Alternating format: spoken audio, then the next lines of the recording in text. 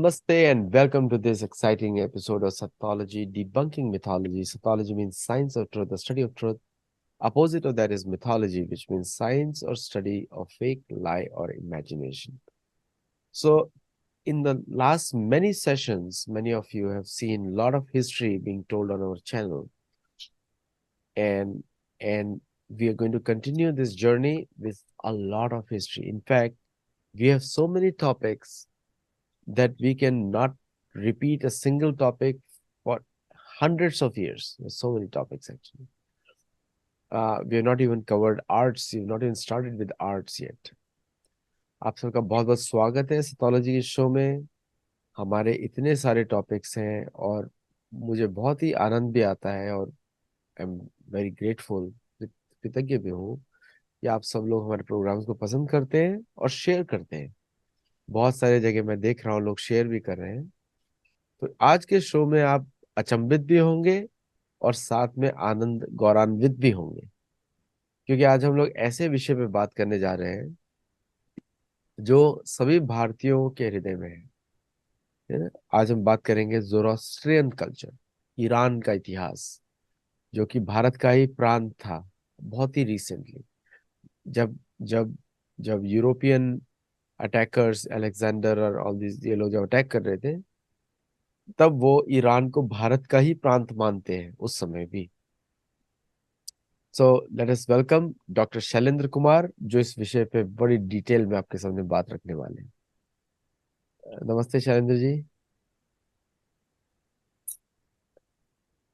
नमस्ते आदित्य जी, और प्रणाम आपके सारे दर्शकों को सारे संसार में।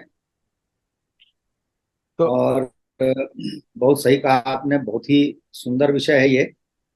और हमारा तो ये क्षेत्रीय होता था, लेकिन बाद में ऐसा कुछ हुआ कि कभी कभी ऐसा लगता है कि ईरान हमसे बहुत दूर है या हम ईरान से बहुत दूर हैं। और ईरान ने इतिहास में या आज तक क्या खोया क्या पाया, उसका भी हम ब्यौरा रखेंगे दर्शकों के सामने। मुझे लगता है कि बहुत ही रुचिकर विषय है ये, बहुत ही रोचक विषय है, बहुत आनंद आएगा। तो इसके साथ हम आरंभ करेंगे और आपने जो कहा उस पर भी चर्चा करेंगे कि बहुत हाल फिलहाल तक जो आप कह रहे हैं वो तो थोड़ा सा अतीत में जाकर आप कह रहे हैं, लेकिन मैं अभी के लिए भी दिखाऊंगा कि ईरान जो है उसको क्या माना जाता है, और जो विद्वान है उनको मालूम है इस बारे में, उस बारे में ज्ञात है। हाँ, तो आरंभ करें। एक मिनट रुकिए, एक क्वेश्चन पूछूंगा मैं आपसे। जैसे मैंने अपनी पुस्तकों में भी लिखा है और महाभारत में तो महाभारत से रेफरेंस लेके पारसिक, पारस मणि की जगह, या पारसिक, ये पारसी जो शब्द है वो ईरान के लिए यूज किया गया है महाभारत में, और रामायण में भी उसको उसी के लिए यूज किया गया है। वही उसका हम्म। हम्म। और ईरान में आज भी बहुत सारी जगह हैं जिनका नाम पुराने नाम पर ही पड़ा हुआ है। हम्म। जैसे अभी आजकल जिसको हिंदू कुश बोलते हैं, हम्म। पहले वो हरिध्वज नाम का पर्वत होता था, हरिध्वज। हम्म। हम्म। हम्म। और साथ में अगर हम ईरानी लोगों को देखें, हमारे जैसे ही दिखते हैं सारे के सारे। हम्म। हम्म। थोड़ा कलर का कॉम्प्लेक्शन फेयर है एनवायरनमेंट की वजह से, बट हमारे जैसे ही है। और शाह का जो रेवोल्यूशन हुआ था, शाह को जो फेंका गया था, वो अमेरिकन एजेंसीज ने फेंकवाया था, उसको वापस वहां पे बिठवाया था ताकि वो इस्लामिक रूल वापस लेकर आए। तो वो भी हम देख सकते हैं कि किस तरह अभी रिसेंटली हुआ है सारी चीजें। तो ये सारा इतिहास के बारे में डिटेल में बताइए आप। और हाँ, मैं सारे सारे पहलुओं को, सारे विषयों को छूंगा। पहले आप मुझे अनुमति दे दीजिए जरा शेयर एक। किया है मैंने। या अच्छा, इनका जरा मैं मैप दिखा दूं तो हाँ, आनंद आएगा।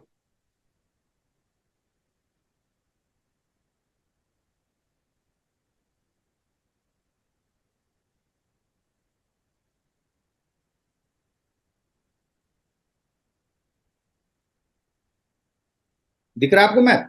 बिल्कुल दिख रहा है, क्लियर। अच्छा, ये मैंने बस थोड़ी देर के लिए सारे दर्शकों को दिखाऊंगा। जो मैं कहने जा रहा हूँ ये बहुत ही गूढ़ बात है। और आपने भी नाम लिया पारसी। देखिए, ये प्राचीन ईरान है। ये वो ईरान है जब जिसको या आप पारसिक देश हम कहते हैं और बाकी दुनिया के लोग इनको पर्शिया कहते थे। तो ये जो ईरान है बहुत बड़ा ईरान है। ध्यान से यदि आप देखेंगे तो वस्तुतः जो इराक है वो इराक हमेशा ईरान का हिस्सा रहा है, क्योंकि आज भी इराक में बड़ी संख्या में जो उसका अधिकांश है वो शिया है, और इराक जो है शियाओं, ईरान जो है शियाओं का देश है। यहाँ पर जो मुख्य बात है वो ये है कि इसका फैलाव देखिए आप। इधर जो गांधार आदि क्षेत्र है ये थोड़ा सा अफगानिस्तान से आया है, और इधर का जो ऊपर का हिस्सा है आज का जो उज्बेकिस्तान और भी स्थान है उनका क्षेत्र आता है।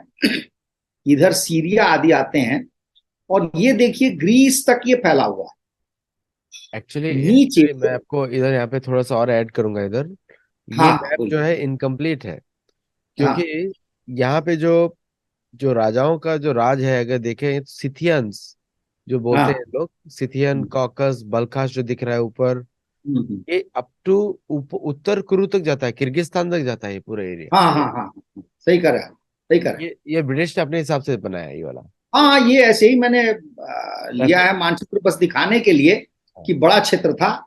और इसमें मिस्र भी है, लीबिया भी है, ये भी हमें ध्यान में रखना चाहिए कि इतना बड़ा जो मिस्र देश है, मिस्र है, वो भी इसके अधीन था। जो सबसे महत्वपूर्ण चीज है आदित्य जी वो है ये जो क्षेत्र है ये है पर्सिस। ये अंग्रेजी में लिखा हुआ है पर्सिस। इसी से पर्स बना है, इसी से पारसी बना है, इसी से पर्शिया बना है, और इसी से आपको अनेक समस्याओं का ये कहिए कि ये जो क्षेत्र है जन्मदाता है। जो प्राचीन ईरान है यहाँ पर परसेपोलिस, और इसी के बगल में जो यहाँ पर नहीं दिया हुआ है बाद का शहर है वो है शिराज। तो यहाँ पर जो साइरस आदि होते थे आज से लगभग समझ लीजिए 2600 2700 2800 साल पूर्व, ये उनका क्षेत्र था। शैलेंद्र और जी, इसी, हाँ ये पारसी जो शब्द है वो पारसी जो पारसिक देश है, संस्कृत का ही शब्द है, अपभ्रंश है। हाँ हाँ मैं तो वही ये कह रहा हूँ। Sanskrit is origin. हाँ लेकिन उसमें ध्यान देने वाली बात क्या है, ये जो पर्सिस है प से शुरू होता है ना, जिसको हम पारसिक कहते हैं, हाँ। इसी को इस्लाम के आने के बाद फारसी कर दिया। अब आपको जो इंटरेस्टिंग चीज दिखाते हैं वो ये देखिए तो आपको समझ में आ जाएगा। ये देखिए, ये यहां पर आ जाता है FARS, ये है फारस। अब समझ रहे हैं, इसीलिए जो पारसी है वो फारसी हो जाता है। तो हमारा कहना यह है कि प से फ तक की जो यात्रा है वह आपको ईरान को समझने के लिए बहुत आवश्यक है, बहुत आवश्यक है। तो इसको हम ध्यान में रखेंगे तो हमें आनंद आएगा। और अब हम अपनी बात शुरू करते हैं। क्या है कि आदित्य जी आप जानते ही हैं, मेसोपोटामिया हो, बेबीलोनिया हो, ये जो प्राचीन सभ्यताएं थी, ये सब, इन सब सभी सभ्यताओं का जो स्थान है वो आपको ईरान है। इसमें कोई दो राय नहीं है कि प्राचीन कहिए कि वो क्षेत्र रहा है। और हमारे से जो संपर्क संबंध है वह अपने आप में बड़ा ही रोचक और ऐतिहासिक है, महत्वपूर्ण है। आपने रामायण की बात की, मैं रामायण काल से भी पूर्व आपको ले जाना चाहता हूं, और वो है कालिदास का रघुवंशम। हमारे महाकवि कालिदास ने जो रघुवंशम की रचना की है उसमें जो राजा रघु है वो चारों ओर, चारों दिशाओं में वो विजय यात्रा पे निकलते हैं, और उसमें ईरान भी आता है। उस समय का उसको आप कह लीजिए पारसिक देश, जो संस्कृत ग्रंथों में नाम है पारसिक देश है। और आप अभी कह रहे थे कि हमारे जैसे दिखते हैं, आपको बड़ा सुखद आश्चर्य होगा कि महाकवि कालिदास ने वहां के लोगों का जिस प्रकार से वर्णन किया है, उसका रूप रंग नाक नक्श सबका इतना विशद वर्णन है कि आपको कहीं और जाने की आवश्यकता नहीं है। आपको समझ में आ जाएगा कि पारसी होते कैसे हैं, वहां का देश कैसा था, कैसे उस पर राजा रघु ने विजय प्राप्त की थी। ये सारा वर्णन आपको कालिदास। इसके बाद आप चले आइए महाभारत। महाभारत में आप जानते हैं कि महर्षि वशिष्ठ के आश्रम नंदिनी नाम की गौ थी, गौ माता थी, जिनको कामधेनु कहा जाता है। और वहां पर जब विश्वामित्र ने यह दबाव डाला था कि नहीं आप मुझे नंदिनी दे दीजिए, और नंदिनी ने जब वशिष्ठ जी से पूछा था कि क्या आपने मुझे विश्वामित्र जी को सौंप दिया। उन्होंने कहा कदापि नहीं, मैंने सौंपा नहीं है। तो नंदिनी जो है रौद्र रूप धारण करती हैं और उनके ही शरीर के अंग अंग से अलग अलग जाति के लोग उत्पन्न होते हैं। उनमें चीन भी है, किरात भी है, अन्य भी हैं। और एक जो जाति है उसका नाम है पहलव। और ये जो पहलव हैं ये ईरानी है। और पहलव से ही पहलवी लिपि बनी है और ये ईरान की प्राचीन लिपि थी। सच्चाई ये है कि इस्लाम के आने के बाद ही अरबी लिपि का प्रचार प्रसार वहां हुआ। ये बड़े ही कहिए कि विचित्र संयोग है, विचित्र दुर्योग है बल्कि कहिए इतिहास का, कि जो सभ्यता बहुत पुरानी है वहां पर 7वीं शताब्दी में इस्लाम के आक्रमण के बाद वो अपनी विकसित लिपि को, जिसमें बहुत सारे ग्रंथ लिखे गए होंगे, जिंदावेस्ता जैसा ग्रंथ प्राचीन ग्रंथ था।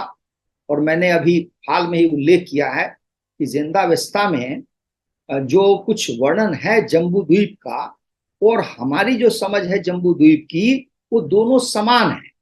जैन साहित्य में भी समान है और बौद्ध साहित्य में भी समान है। तो आप देख सकते हैं कि इतने उत्कृष्ट कोटि के ग्रंथ जिस लिपि में रचे गए हो वो लिपि छोड़ दी जाती है। इसलिए हमें इन शब्दों को ध्यान से समझना होगा कि जो पारसीक था उसको कैसे फारस बना दिया और उसी से आज जो चल रहा है फारस की खाड़ी आदि आदि, ये सारा इस्लामी प्रभाव है। अन्यथा वो पारसीक था। लोग जो थे वहां के हम पहलव कहते थे। और सबसे सुंदर बात जो है वो यह है कि जिस शाह रेजा को हटाया गया है, जिसको इस्लामिक रिवोल्यूशन या क्रांति कहते हैं 1979 में, उसका नाम ही पहलवी था। उसका नाम था शाह रेजा पहलवी। और उसके विषय में कहा जाता है कि उस शाह ने जो पुराना ईरान था या पुराना पारसिक देश था उसके पुनर्जीवन के लिए बहुत काम किया। तो ये हाल की बात मैं बता रहा हूं। फिर मैं ये भी बताऊंगा आगे चल करके कि ये ईरान कब हुआ और ईरान से क्या तात्पर्य है, क्या अभिप्राय है। तत्काल मैं यह बताना चाह रहा हूं कि एक प्राचीन देश जो निसंदेह भारत का एक ये कभी प्रांत या जनपद कह सकते हैं, इसमें कोई दो राय नहीं। क्योंकि जो पहलव हैं महाभारत काल में अनंत बार यह शब्द आता है। वो दुर्योधन के दरबार में, वो युद्ध में, वो राजसूय यज्ञ में, हर जगह वहां के जो राजा हैं वो खड़े हैं और हर जगह उनकी भूमिका है कोई न। तो इतने निकट के हैं वो। और वैसे भी आप जानते हैं कि गांधार बगल में है, रामायण काल का जो कैकेयी का जो क्षेत्र है वो बगल में है, वो भी निकट में ही है। इसलिए हमारे से जुड़ाव में कोई कहिए कि कोई संदेह ही नहीं है। और ये बहुत ही पूरे कहिए कि अतीत में जाता है, बहुत प्राचीन में जाता है। इस्लाम कैसे अतीत से काटता है उसी का वर्णन हम आज करेंगे विस्तार से। और हम देखेंगे कि आज ईरान का जो हाल है, उसकी स्थिति है, वो ऐसी क्यों है। अभी जो मैंने विषय लिया ईरान का, उसके पीछे एक सबसे बड़ा कारण यह था कि ईरान पिछले 2-2.5 वर्षों से बहुत अधिक चर्चा में है सारे संसार में। और उस चर्चा का जो प्रधान कारण है वो यह है कि वहां की जो महिलाएं हैं वे चाहती नहीं है कि उनको बुर्का के लिए या कहिए कि हिजाब के लिए या अबाया के लिए जो भी नाम दे दें, उनके लिए उनको विवश किया जाए। वो चाहती हैं वो स्वतंत्र हो, जिसकी इच्छा हो उसका उपयोग करे, लेकिन इसको थोपा ना जाए। ईरान में जबकि कानून है कि 9 वर्ष की बच्ची यदि हो गई है तो उसको उस बुर्के में या चादर में ढका जाए। और ये जो दमघोटू चीज है जिससे दम घुटता है महिलाओं का, उनकी स्वतंत्रता बाधित होती है, उसको लेकर के समय समय पर तो आंदोलन होता रहा है। लेकिन आज का जो आंदोलन है वो बहुत ही अधिक कहिए कि सघन आंदोलन है और इसका प्रभाव बहुत पड़ा है। यहाँ तक कि ईरान के शासक को झुकना पड़ा है। और ईरान का शासक लगता है ऐसा कि पहली बार इस्लाम के मुद्दे पर ही, इस्लाम के विषय पर ही उन्होंने घुटने टेक दिए। ये अपने आप में बहुत बड़ी सफलता है। अब प्रश्न उठता है कि ऐसा क्यों हुआ। आप सबने देखा होगा, सारे संसार ने देखा होगा एक चित्र जिसमें एक महिला है जो कमोड पर बैठी हुई है और कमोड पर हुमैनी का चित्र बना हुआ है। आप सोचिए लोगों की जो घृणा है, वो तृष्णा है, इतनी अधिक बढ़ गई है आयतुल्ला जो लोग होते हैं उनसे, उनके प्रति, कि उन्होंने वो जो टॉयलेट है, शौचालय है, उस कमोड को पर उसका चित्र बना दिया। और आपने और भी चित्र देखे होंगे कि जगह जगह जो उसकी ईरानी पगड़ी होती है, उसको कोई ना कोई लड़का आता है कूद के और उसको उछाल देता है, उस पगड़ी को गिरा देता है। तो इस तरह से अब प्रश्न ये उठता है कि फिर ये इस्लामी जो रेवोल्यूशन था ये क्या था, इस्लामिक क्रांति क्या थी, और यदि ये क्रांति थी तो इतने ही सालों में, 1979 की बात है तो आप 21 वर्ष उधर ले लीजिए, 23 वर्ष इधर ले लीजिए, तो लगभग 4.5 दशक में यह क्रांति कैसे तिरोहित हो गई, ये कैसे समाप्त।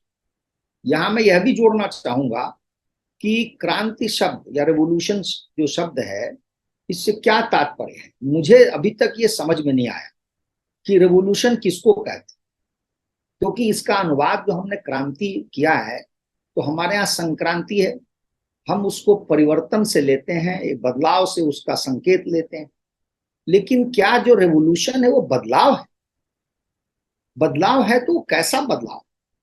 तो ये जो रेवोल्यूशन है, इसका आधुनिक काल में जो जन्मदाता है, कह सकते हैं आप, वो फ्रांस है, क्योंकि उससे पहले अमेरिका में हो गया था, लेकिन फिर भी फ्रांस को कहा जाता है, क्योंकि उसमें जो 3 शब्द थे, लिबर्टी, फ्रेटर्निटी और ह्यूमैनिटी, ये ज्यादा चले हैं।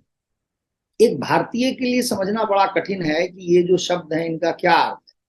क्या आपको लिबर्टी नहीं थी, आपके पास सुंदरता नहीं थी? क्या आप में मानवता नहीं थी उससे पहले? तो ये जो तत्व हैं एक भारत में जो नैसर्गिक रूप से हमें मिले हुए हैं, उनके लिए क्रांति करना, संघर्ष करना, ये हमारे भारतीय मानस को समझ नहीं आता है। दूसरी बात, ये परिवर्तन हमेशा खूनी क्यों होता है? आप इतना खून क्यों बहाते हैं, इतनी हिंसा क्यों होती है? क्योंकि आप देखेंगे कि फ्रांस के बाद जो कम्युनिस्टों का युग रहा है, और इस बीच में जो 2 विश्व युद्ध हुए हैं, ये सारे के सारे सिर्फ और सिर्फ कहिए कि रक्त रंजित युद्ध रहे, रक्त रंजित इतिहास रहा है, जिसमें करोड़ों करोड़ लोग मारे गए। प्रश्न ये उठता है कि क्या इनको इन इन इन प्राणियों को बचाया नहीं जा सकता था? क्या दूसरा कोई विकल्प आपके पास नहीं था? मैं एक पुस्तक दिखाना चाहूंगा दर्शकों को, तो उससे समझने में थोड़ी सी सुविधा होगी कि आज का जो युग है उसमें सबका, कहिए कि जो हिंसा है उसकी जो जड़ है, वो ये पुस्तक है जो फ्रांस के बारे में बताता है। ये जो है, इसका नाम है the coming of the terror in the French revolution. क्योंकि जब मैं पढ़ता था इसके विषय में, सोवियत संघ में या उसके जो रूसी क्रांति है, तो उसमें लोगों को कैसे बड़ी संख्या में मारा जाए, ये प्रश्न आता था। और इन्हें पता नहीं था, क्योंकि जार भी इतना निरंकुश नहीं था, जार ने भी इतनी हिंसा नहीं की थी, जिससे पता नहीं कितने गुना अधिक हिंसा स्टालिन ने और लेनिन ने की।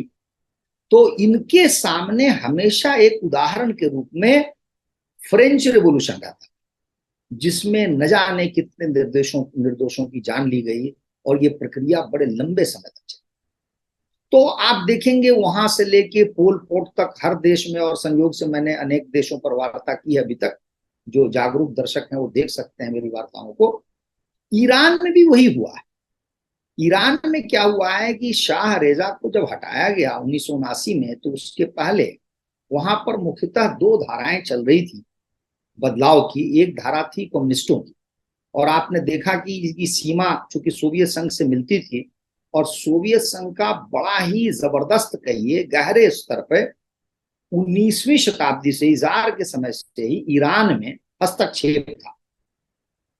कई बार इनके बीच में छोटे मोटे युद्ध हुए हैं, और चूंकि सोवियत संघ काफी आक्रामक था, उस समय का जो रूस था, तो उसने बहुत बड़ा हिस्सा, जो हमने दिखाया है मानचित्र में ऊपर का, वो थोड़ा थोड़ा करके ईरान से हड़पते चले गए। और अभी भी जो वो स्थान का बहुत बड़ा क्षेत्र है, वो पहले ईरान का होता था, आज वो वहां। इसलिए आप देखेंगे कि सोवियत संघ का बहुत ज्यादा असर था, और वो जानबूझकर करते थे कि यहाँ पर आने वाले समय में कम्युनिस्ट शासन स्थापित हो जाए। तो एक तो कम्युनिस्ट शासन का प्रयास सोवियत संघ से चल रहा था, दूसरी ओर वहां के जो स्थानीय लोग थे उनमें बहुत सारे ऐसे भी लोग थे जो इंग्लैंड से, फ्रांस से, अमेरिका से जुड़े हुए थे। ये लोग वहां के लोकतंत्र को देखते थे, सोचते थे कि वैसा कोई लोकतांत्रिक स्वरूप आ जाएगा। लेकिन एक तीसरा समूह था जो आरंभ में बहुत मुखर तो नहीं था, लेकिन बाद में वही शासन पर कहिए कि शासन शासक बन गया। वो था इस्लामी, कहिए कि कट्टरपंथी कहिए या मुल्ला मौलवी कहिए। वहां पर आयतुल्ला जो शब्द है वो एक तरह की डिग्री है पढ़ाई में। जैसे आप मैट्रिक पास करते हैं, बीए करते हैं, एमए करते हैं, तो एक स्तर पर जब आपकी पढ़ाई होती है तो उसको आयतुल्ला कहा जाता है। तो ये आयतुल्ला लोग जो हैं, ये इनके हाथ में शासन आ जाएगा, ये लोगों ने सोचा नहीं था। लेकिन एक जो अंग्रेजी में कहते हैं अंडरडॉग, वो अंडरडॉग की तरह ये काम कर रहे थे। तो हुआ दरअसल ये कि ये जो समय था रेजा शाह का, उससे पहले ही खुमैनी नाम का जो प्राणी था उसको शाह ने देश निकाला कर दिया था, वो देश से बाहर चला गया। जब क्रांति का समय आया, जिसको रेवोल्यूशन कहते हैं, उसका समय आया वहां पर, तो शाह को एक ऐसी परिस्थिति बन गई कि शाह को ईरान छोड़ना पड़ा। शाह पहले फ्रांस आदि देशों में गया और बाद में कहते हैं कि अमेरिका चला गया। उनको कैंसर हो गया था, कैंसर का वहां पे जिमी कार्टर तब राष्ट्रपति होते थे, उन्होंने अनुमति दी थी। तो ये शाह के निकल जाने के बाद वहां पर एक तरह की शून्यता तैयार हुई, और उस शून्यता के समय ही खुमैनी को देश में आने की बात हुई। आरंभ में लोगों ने विरोध किया कि नहीं बुलाया जाए खुमैनी को, लेकिन खुमैनी आ गए। खुमैनी जब आए तो कहते हैं कि ईरान के इतिहास में कभी भी इतनी भीड़ नहीं इकट्ठी हुई थी किसी एक व्यक्ति को देखने के लिए, उसके भाषण को सुनने के लिए। तो खुमैनी को देखने के लिए लाखों की भीड़ आई, और खुमैनी जो है रातों रात कहिए कि एक हिसाब से सबसे अधिक लोकप्रिय व्यक्ति स्थापित हो गए ईरान।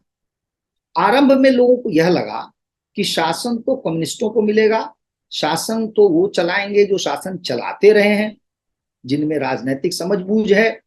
लेकिन खुमैनी ने इसको छोड़ा नहीं, और खुमैनी की जो स्थिति है वो आज तक संसार में आदित्य जी किसी भी देश में इस तरह का कोई पद नहीं है। वहां देखिए एक संसद है, उसके ऊपर एक परिषद है, काउंसिल जिसको कहते हैं, उसके ऊपर कैबिनेट है, एक प्रधानमंत्री है, एक राष्ट्रपति है, और खुमैनी इन सब के ऊपर एक पद है जिसको बोलते हैं सुप्रीम लीडर। सर्वोच्च नेता आप कहिए कि वो व्यक्ति बन जाता है। यह एक अजीबोगरीब विचित्र विचित्र स्थिति है जो किसी देश में आपको ऐसी स्थिति नहीं मिलेगी। तो वन मैन शो होता है, एक एक व्यक्ति है, जैसे वो माओ हो, स्टालिन हो, पोल पोट हो, इन सब लोगों की तरह खुमैनी को भी एक छत्र राज करने का वहां पर अवसर मिल जाता है। अब होता क्या है कि तत्काल जब आप शासक बन जाते हैं तो आपके सामने चुनौतियां क्या है। पहली चुनौती तो यह है कि शाह और शाह के जो जो छोड़े हुए लोग हैं, क्योंकि नौकरशाह उन्हीं के हैं, सेना उन्हीं की है, और भी जो लोग हैं बहुत सारे जो शासन तंत्र में उन्हीं के हैं। तो उनसे पहला युद्ध होता है, उनको पकड़ के मारा जाता है, उनको उनको चिन्हित किया जाता है और उनको मार के खत्म किया जाता है। उसके बाद दूसरा जो नंबर आता है वो है कम्युनिस्टों। आरंभ में कम्युनिस्टों को यह लगता है कि हम लोग शासन तंत्र में रहेंगे, उसका हिस्सा बनेंगे, लेकिन धीरे धीरे करके उनको चुन चुन करके खुमैनी की जो शासन है वो उसको मार देता है। मारने की जो विधि है वो बहुत ही घिनौनी है। इसमें मैं दो पुस्तकों का सहारा ले रहा हूं। एक है बियॉन्ड बिलीफ और दूसरा है अमंग द बिलीवर्स। दोनों हमारे बहुत बड़े ज्ञानी सूरज प्रसाद, विद्याधर सूरज प्रसाद नेपाल जी की पुस्तकें हैं, उनसे मैं ये बातें कह रहा हूं। तो वहां पर क्या होता है कि एक खलखल्ली, ये नाम मैं कई बार लूंगा, खलखल्ली नाम का जो व्यक्ति है यह अजरबैजान का रहने वाला है, और इससे ही पता चलता है कि अजरबैजान जो आज का है वो ईरान का हिस्सा हुआ करता था। तो जब वो छोटा था तो वो एक गरीब किसान, साधारण किसान का बेटा था, और उससे नेपाल जी मिले भी ईरान में जा करके। तो उसने उससे पूछा कि भाई आपका बचपन कैसा बीता। तो उसने बार बार एक ही बात कही कि बचपन की एक ही चीज मुझे याद आती है कि भेड़ की गर्दन कैसे काटी जाती। अब आप समझ में आ रहा होगा आपको कि ये जो हिंसा है, या लोग हिंसक हो जाते हैं, या उनमें दया करुणा का अभाव होता है, वो इस प्रकार होता है। तो बार बार इतना ही कहता था कि भेड़ की गर्दन काटने का जो तरीका है, कितनी आसानी सहजता से गर्दन काटी जा सकती है, इसकी मुझे विशेषज्ञता, विशेष और कोई बात उसने बताई नहीं अपने बचपन के विषय में। और बाद में कहा कि वो जो खुमैनी है और उसका जो शिक्षा केंद्र था, शिक्षा क्या कहिए, इल्म कहिए, जो भी कहिए, वहां पर आके वो पढ़ने लगा और 30-35 वर्षों तक उसने पढ़ाई की। तो खुमैनी का एक प्रकार से वो चेला था। और ये जो मैं कथा कह रहा हूं, इसके पीछे एक मानचित्र मैंने दिखाया नहीं। तेहरान से थोड़ा सा दक्षिण कहिए या पश्चिम के की तरफ एक शहर है जिसको कोम कहते हैं। कोम भी कहते हैं, कूम भी कहते हैं कई बार। ये जो कोम और कूम है, यही है इन सब चीजों की जड़। आयातुल्लाओं का कहिए कि ये गढ़ है। खुमैनी वहीं रहते थे, खुमैनी जीवन भर वहीं पढ़ाया उन्होंने। उन्होंने स्वयं वहीं पर कहिए कि इल्म सीखा, अपने छात्रों को पढ़ाया। और जब वो क्रांति हो गई तब भी वो तेहरान में नहीं रहते थे, वो कोम में ही रहते थे। ये कोम क्या चीज है? कोम ऐसी चीज है जहां पर ईरान का आप कह सकते हैं कि जो शिया इस्लाम है उसका सबसे कट्टर तत्व और उसकी फैक्ट्री या उसका कारखाना, उद्योग, वो केंद्र उसका कोम है। यहां जिस समय की मैं बात कर रहा हूं उस समय 25,000 छात्र पढ़ते थे। तो आप अनुमान लगा सकते हैं कि वो कितना बड़ा केंद्र रहा होगा इल्म का या शिक्षा का। और वहां इमामों के बहुत सारे मकबरे टाइप बनाए हुए हैं, लोग वहां पे कहिए कि इबादत करते हैं। और वहाँ शिक्षा केंद्र है, हॉस्टल में लोग रहते हैं। और ये जो छात्र हैं 25,000 जो मैं बता रहा हूँ, और जहां तक मेरी जानकारी है भारत के भी छात्र वहां जाते हैं, बांग्लादेश के जाते हैं, पाकिस्तान के जाते हैं, उधर अरब की तरफ से छात्र आते हैं। ये केंद्र है। इसी केंद्र में खलखल्ली ने जो है शिक्षा ग्रहण की थी खुमैनी से। और खलखल्ली की दूसरी विशेषता क्या है, खुमैनी के बेटे को खलखल्ली ने पढ़ाया था। तो खलखल्ली जो है वो खुमैनी और उसके बेटे दोनों के बीच का एक व्यक्ति है। और इस प्रकार से आप समझ सकते हैं खुमैनी के बहुत निकट का व्यक्ति। इस खलखल्ली को खुमैनी ने, नेपाल जी लिखते हैं कि हैंगिंग जज बनाया, यानी फांसी देने वाला जज। और जिस दिन ये क्रांति हुई उसके तुरंत बाद से कभी कभी तो 24 घंटे उसका जो जज का जो ऑफिस है, कार्यालय, वो चलता था। एक एक बार 20-25-30 लोग एक ट्रक में लाए जाते थे जेल से। और खलखल्ली एक एक करके अपना फैसला सुनाता था। सारे फैसले एक प्रकार के होते थे, वो फैसले होते थे मृत्युदंड। और इन सारे लोगों को रात में जो है मारा जाता था। और मारने के पहले फोटो ली जाती थी, मारने के बाद की भी फोटो ली जाती थी। और ये फोटो सार्वजनिक रूप से वितरित की जाती थी। लोगों को कल होकर के बताया जाता था कि पिछली रात को इतने लोगों को फांसी दी गई है, उनकी ये फोटो है। कई बार सार्वजनिक स्थानों पर इन फोटो को बिक्री भी होती थी, लोग उन फोटो को देखते थे। आरंभ में ऐसा हुआ कि इसकी गणना करने के लिए भी एक अधिकारी रखा गया था कि प्रतिदिन कितने लोगों को फांसी दी जाती है, कितने लोगों को मारा जाता है। बाद में प्रक्रिया इतनी सघन हो गई, इतनी तेज हो गई कि वो जो गणना करने वाला अधिकारी था उसने गणना करने का काम ही छोड़ दिया। तो आप समझ सकते हैं कि कितना क्रूर विभत्स तरीके से लोगों को मारा जाता था। ये क्रांति के आरंभ से नहीं, क्रांति के आरंभ तक ही ये बात नहीं थी, ये सालों तक चली। तो खलखल्ली तेहरान में, खलखल्ली और भी क्षेत्रों में, खुजिस्तान एक क्षेत्र है जो अरब की तरफ जाता है, वहां भी यह व्यक्ति कोर्ट लगाता था और वहां तत्काल फांसी की सजा सुनाता था। और बहुत ही तेजी से फैसला सुनाने वाला ये जज, इस रूप में इस व्यक्ति की ख्याति हो गई या कहिए कुख्याति हो गई। तो ये फांसी का एक स्वरूप था जिसमें अपने शत्रुओं को मारा जाता था। आरंभ में तो शत्रु थे, यानी जो शाह की तरफ थे या कम्युनिस्ट थे। बाद में ऐसा हुआ कि स्वयं अपने में ही जो लोग हैं उनमें भी आपके विचार से भिन्नता रखने वाला कोई व्यक्ति है उसको भी दंड दिया जाता था, वो जो मृत्यु दंड होता था। और केवल खलखल्ली के तरीके से ही मृत्यु नहीं होती थी, ऐसा भी होता था कि जैसे कोई नेता है, उसको खुमैनी नहीं चाह रहे हैं, सार्वजनिक रूप से वो भाषण दे रहा है, तो कोई ना कोई व्यक्ति जाएगा, उस व्यक्ति को गोली मार देगा या बम से मार देगा।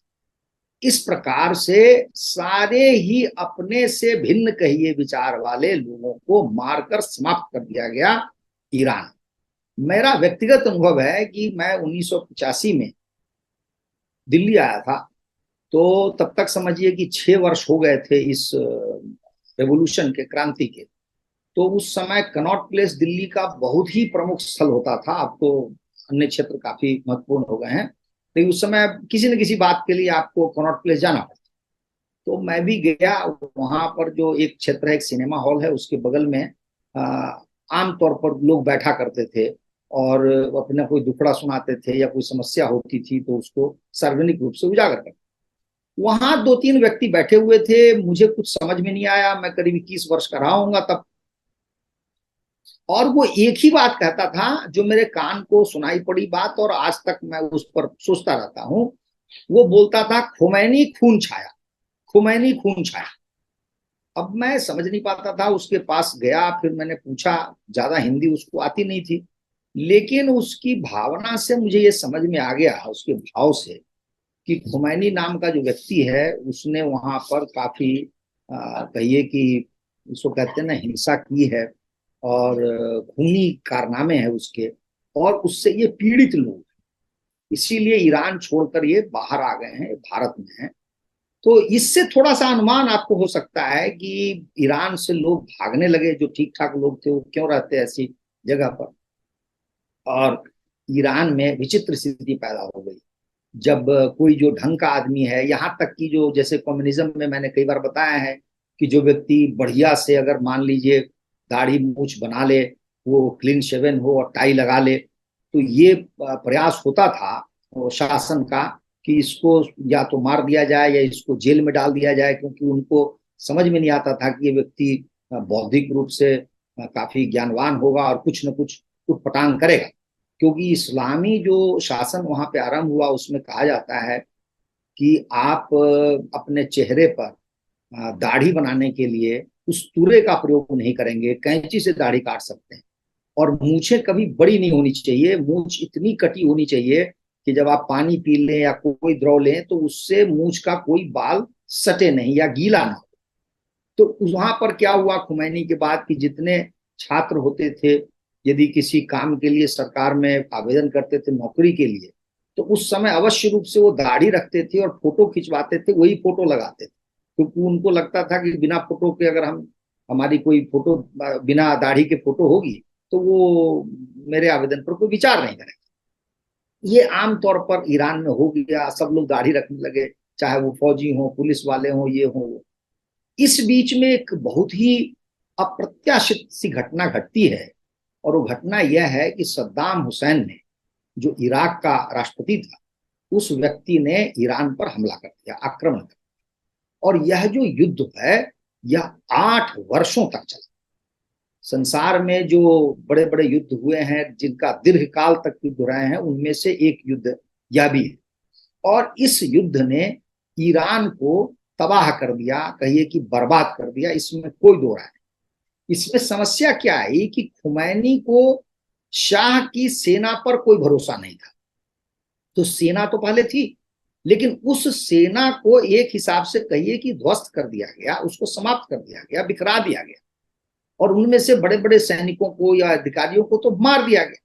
और उसका जो पूरा का पूरा आयुध भंडार था, जो कहिए कि अस्त्र शस्त्र का भंडार था, उनको जो इस क्रांति में जो युवा वर्ग था, उस युवा वर्ग ने उन हथियारों को अपने हाथ में लिया।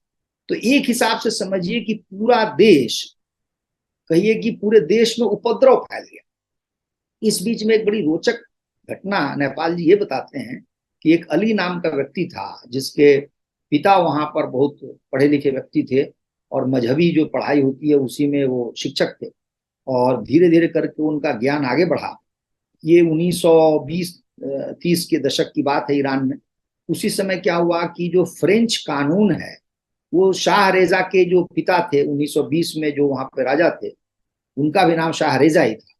तो उन्होंने फ्रेंच कानून का को लगाया, और जमीन संबंधी जो होता है ना, जैसे कि आप नक्शा बनाएंगे, सर्वे करेंगे, और फिर ये बताएंगे कि ये जमीन इसकी है उसकी है, तो इसमें जो अली के पिता थे वो उनको बड़ी ही बहुत निष्णात हो गए, और धीरे धीरे उन्होंने काफी पैसा कमाया, और बेटा भी धनवान हो गया, स्वयं भी धनवान हो गए।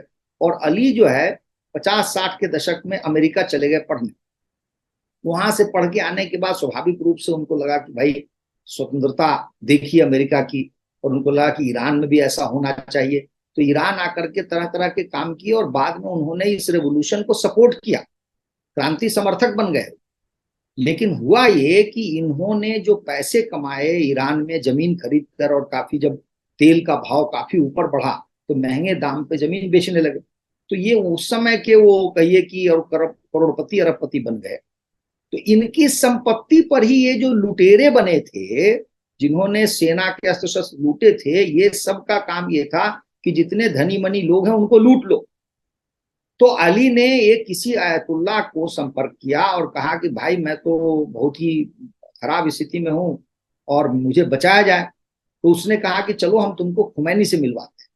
तो खुमैनी से मिलवाने के लिए जब वो ले गए तो ये लोग बाहर बैठे हुए थे, तभी एक के बाद एक मुल्ला उनसे आते और खुमैनी से बातचीत करते। धीरे धीरे करके उन मुल्लाओं की जो संख्या वो बढ़ के 100-200 हो गई। अब अली को घबराहट हुई कि भाई ये मुल्लों से ही घिरे घिरे रहेंगे, ये खुमैनी तो मुझसे तो बात हो नहीं पाएगी। लेकिन ये सुन रहे थे कि उनकी बातचीत आपस में क्या होगी। मुल्ला कह रहे थे खुमैनी से कि भाई आपका जो रेवोल्यूशन है इसको हम गांव गांव में फैला रहे हैं, उसके लिए हमें धन चाहिए और हमें छात्र चाहिए। छात्र से यहाँ मतलब था लुटेरे किस्म के, बदमाश किस्म के जो लोग हैं, वो हुड़दंग करेंगे, लूटेंगे, उनको लेके जाएंगे। खुमैनी ने उनको उत्तर दिया कि देखो हमारे पास धन तो नहीं है, लेकिन मैं तुमको धन प्राप्त करने का तरीका बताता हूं। जहां कहीं भी तुम किसी धनी व्यक्ति को देखते हो, या ये तुम जानते हो कि इसके पास काफी जमीन है, तुम सब लूट लो। अब ये जो बात है आदित्य जी, ये वही बात है, वही भाषा है जो स्टालिन की भाषा थी, लेनिन की भाषा थी, माओ की भाषा थी, और आपको इधर जो पोल पॉट या होची मिन, ये वही भाषा। अब इस अली को इतनी घबराहट हुई, यह व्यक्ति समझ नहीं पाया कि हम इस व्यक्ति को क्या कहेंगे कि हमें बचाओ। इसका तो उद्देश्य उपद्रव करना, इसका उद्देश्य यही है कि पूरे ईरान में इस तरह का माहौल बन जाए कि कोई भी धनी मनी व्यक्ति सुरक्षित न रहे। तो आप समझ सकते हैं कि खुमैनी का कैसा सिद्धांत था, खुमैनी का कैसा विचार, और खुमैनी के साथ जो लोग थे उनके विचार कैसे। खुमैनी का एक कहना था बार बार कि 40 वर्ष से ऊपर के जो व्यक्ति हैं वो समाज के लिए बेकार है, क्योंकि उसको एक ही बात लगती थी कि जो युवा है वो हमारे साथ लूटपाट करेगा, नारेबाजी करेगा, भागेगा, दौड़ेगा, युद्ध में भी चला जाएगा, लेकिन जो 40 के ऊपर होंगे वे इस योग्य नहीं है। खुमैनी का एक साथी था, उसका नाम था मुंताजरी। ये मुंताजरी के विषय में कहा गया है कि ये नंबर 2 था, और संभव था कि सुप्रीम जो लीडर है खुमैनी का भी स्थान ये व्यक्ति लेता। उस व्यक्ति ने क्या कहा, उसने कहा जो व्यक्ति 40 के ऊपर हैं वो सूखे पेड़ के समान हैं और उनको काट देना चाहिए। उसने यहां तक कहा कि पेंशन नाम की चीज ही बेकार है, क्योंकि जब हम किसी को जिंदा ही नहीं छोड़ेंगे तो वो पेंशन लेके क्या करेगा, कैसे लेगा पेंशन। इससे भी आपको अनुमान होगा कि इनकी क्या सोच थी। सोच में, लूटपाट में, हिंसा में, आप ये कह सकते हैं कि जो मैंने कहा फ्रेंच रेवोल्यूशन से जो हिंसा आरंभ होती है, जो सोवियत संघ या रूस में जाती है, चीन में जाती है, उसके बाद वियतनाम कंबोडिया होते हुए आती है, उत्तर कोरिया होती है, क्यूबा जाती है, उसकी अंतिम कड़ी कह सकते हैं वो ईरान है। और ये ईरान और भी खतरनाक इसलिए है कि इसमें इस्लाम का भी तड़का लगा। ये केवल कम्युनिज्म नहीं है, ये कम्युनिज्म प्लस कहिए कि इस्लाम है। और इस्लाम का क्या है कि इतना विचित्र रूप है कि ईरान अकेला देश है संभवतः बड़े देशों में जो अपने आप को शिया कहता है, और शिया और सुन्नी भी अपने आप में एक जो विवाद है या ये जो विभाजन है, यह अजीबोगरीब चीज है। इसका आरंभ कहा जाता है कि अली से होता है, जो मोहम्मद साहब के, मोहम्मद के कहिए कि दामाद हैं, और उनकी हत्या होती है। उनकी हत्या के बाद हसन हुसैन दो बेटे हैं, जिनमें से जो हसन है उसको सत्ता मिलती है, लेकिन वह एक समझौता करता है वहां के एक व्यक्ति से कि तुम मेरी ओर से राज करो इतने वर्षों तक, क्योंकि वह व्यक्ति स्वयं में, जो हसन है, वो राज करने में अक्षम है। कहते हैं कि उसके पास में 30-40 क्या किसी कहीं कहीं पे जो उदाहरण है, और कई इस बारे में वार्ताएं और वीडियो भी चल रहे हैं, 80-90 तक उसकी बीवियां थी। और कहते हैं कि 300 लड़कियां तो उसकी स्लेव होंगी, उनकी गुलाम होंगी, लौंडियां होंगी। तो इतना अय्याश व्यक्ति था वो, इतना बड़ा विलासी स्वभाव का व्यक्ति था कि वह क्या राज करता। तो अंत में जो उसको जिसके साथ समझौता किया, उसमें एक समय सीमा दी गई कि इतने साल तक तुम राज करो। जब उस व्यक्ति को राज हो गया, राज मिल गया, तो उसको ये लगा कि हसन को यदि मैं मार दूं तो हमारे पास सत्ता परमानेंट हो जाएगी, स्थायी रूप से हो जाएगी। उसी ने उसी लड़की की जो कमजोरी थी हसन की, एक लड़की भेजी और उसके माध्यम से उसको विष देकर के हसन को मार दिया। हसन का छोटा भाई हुसैन, जिस हुसैन के विषय में कहा जाता है कि ये जो लोगों ने पत्र लिखे बताया कि नहीं, शासन पर हक तो जो अधिकार है वो तो तुम्हारा है, क्योंकि हसन को मिला था, हसन ने भले ही समझौता कर लिया हो। अब वो व्यक्ति लड़ने आता है करबला में। अब यहाँ पर ध्यान देने वाली बात यह है, कथा तो बड़ी लंबी चौड़ी है, कि आप किससे लड़ रहे हैं? आप एक राजा से लड़ रहे हैं, राजा जिसके पास सेना है। राजा और सेना का अर्थ ये होता है कि उस पूरे क्षेत्र के लोगों का वह समुच्चय होता है, उसकी शक्ति पुंज होता है। उस शक्ति से कोई समाज का एक पक्ष लड़ नहीं सकता। और सबसे बड़ी बात यह है कि उस हुसैन का भी किसी ने साथ नहीं दिया, क्योंकि करबला में जब युद्ध होने की नौबत आई, स्थिति आई, तो केवल 72 लोग थे। उन 72 लोगों में हुसैन के परिवार के लोग भी थे, हुसैन का एक साल का बच्चा भी था।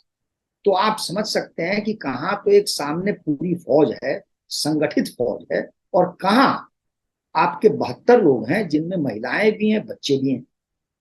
अब ठीक से मुझे पता नहीं है, कहीं बताया नहीं जाता कितने लोग असल में लड़ने वाले हैं।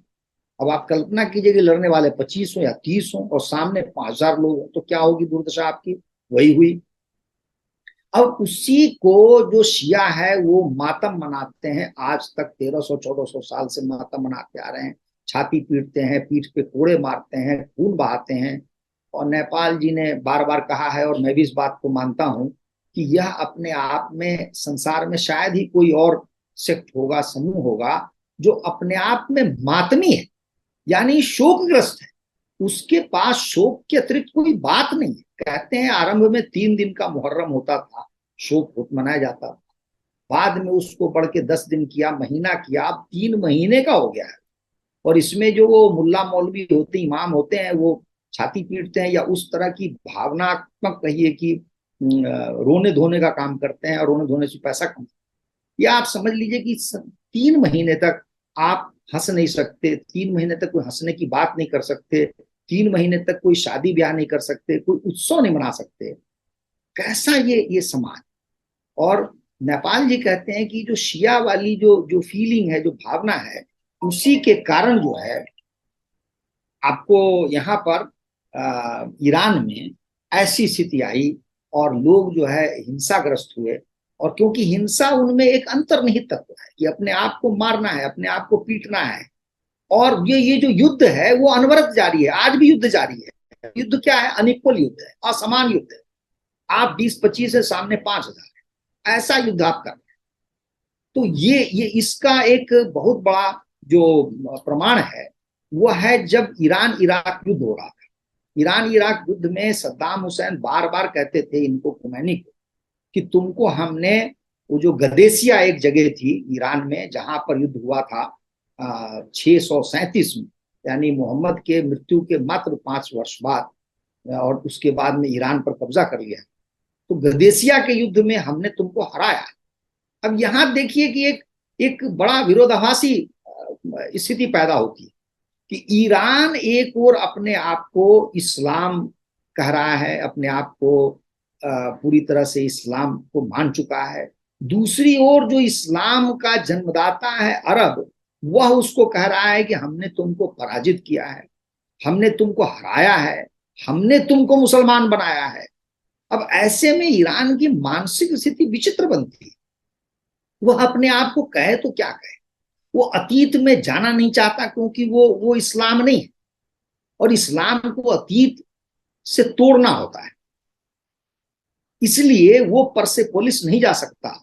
इसलिए वो जो मैंने बताया, वो उस समय का जो पारस क्षेत्र है, या पारस मणि जो आप कह रहे हैं, या पारसीक है, या पालव है, वहां नहीं जा सकता, क्योंकि वो मुसलमान हो चुका है। वो उस अतीत से जोड़ेगा तो मुसलमान नहीं रहेगा, और जब वो मुसलमान रहता है तो जो असली अपने आप को मुसलमान मानते हैं वो इसको मानता नहीं है। वो कहता है मैंने तुमको पैरों के नीचे रौंदा है, तुम्हारे पास कोई शक्ति नहीं है। जबकि ईरान वह शक्ति है जो कभी यूनान पर हमला करता है, यूनान का क्षेत्र जीत लेता है, अपने समय में बहुत बड़ा साम्राज्य है, रोम उसको कभी हरा नहीं सका, जिसकी सीमा और जिसकी शक्ति मिस्र तक पहुंचती है, लेकिन उसमें यह क्षमता नहीं। यहां पर एक बहुत ही बड़ा एक साहित्यिक मोड़ में देना चाहता हूं, वह है शाहनामा। और फिरदौसी जो महाकवि माने गए हैं ईरान के, उन्होंने ग्रंथ लिखा शाहनामा। ये 10वीं 11वीं शताब्दी में ये हुए हैं फिरदौसी। तो फिरदौसी का जो शाहनामा है बहुत मोटा ग्रंथ है। उन्होंने इस्लाम के, जबकि वो स्वयं रह रहे हैं इस्लाम के युग में, यानी 10वीं 11वीं शताब्दी का मतलब है कि ईरान में उस समय तक 300-400 साल, 300 साल कम से कम तो इस्लाम रह चुका है। लेकिन फिरदौसी लिखते हैं इस्लाम से पहले वाले ईरान के विषय, उस समय के राजाओं के विषय, उनकी विशेषताएं, ईरान की संस्कृति, उस समय जो भी गीत गजल गाई जाती होगी, जो भी स्थिति रही होगी। और कहा यह जाता है, मैंने जहां जहां भी देखा है शाहनामा पर, तो अरबी शब्दों से बचते हैं। फारसी यानी कि जो पारसी है कह लीजिए, उन्हीं शब्दों को लेकर के वह यह ग्रंथ को लिखते हैं। इसका तात्पर्य क्या है? तात्पर्य यह है कि 10वीं 11वीं शताब्दी में भी विद्वान जो है, एक विद्वान है जिसको अतीत का ज्ञान है, वह इस्लाम को खारिज करता है, अपने मन में उसको कोई महत्व नहीं देता।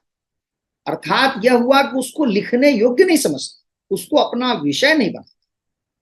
ये बहुत बड़ी बात है।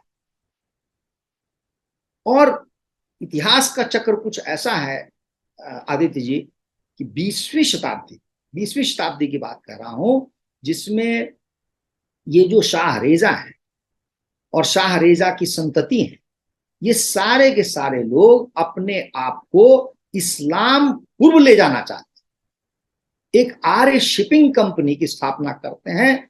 आर्य शब्द का प्रयोग प्रचंड रूप से इन्होंने कराया। जो परसेपोलिस है या और भी ऐतिहासिक स्थल हैं, वहां पर शाह रेजा जाते हैं। साइरस जो बहुत महान राजा होता था, उसकी समाधि पर जाते हैं। उनके जो स्थल थे, मकबरे थे, या जो भी कह लीजिए समाधि स्थल है, उनका पुनर्निर्माण करवाते हैं। और सबसे बड़ी बात है कि 1935 में जो शाह रेजा हैं, कहा जाता है कि वो उनका झुकाव जर्मनी की तरफ हो जाता है। अर्थात जो मित्र देश हैं, इंग्लैंड, अमेरिका आदि, उनके साथ नहीं जाकर के जर्मनी की ओर उनका झुकाव होता है। और जर्मनी के विषय में आप जानते हैं कि हिटलर ने कहा कि भाई हम लोग तो आर्य हैं, स्वास्तिक चिन्ह का प्रयोग किया। उससे प्रभावित होकर के उस समय शाहरेजा के जो दूता राजदूत थे, जो जर्मनी में रहा करते थे, उन्होंने शाहरेजा को बताया। और वहां पर काफी मनन चिंतन करने के बाद शाहरेजा ने यह निर्णय लिया कि हमारा देश आर्यों का देश है, और आर्यों का देश है, इसीलिए हमारा नाम होना चाहिए ईरान। इसके विषय में भी कहा जाता है कि आई की जगह ए भी लगाना चाह रहे थे, लेकिन एक सेकंड आदित्य जी, एक सेकंड।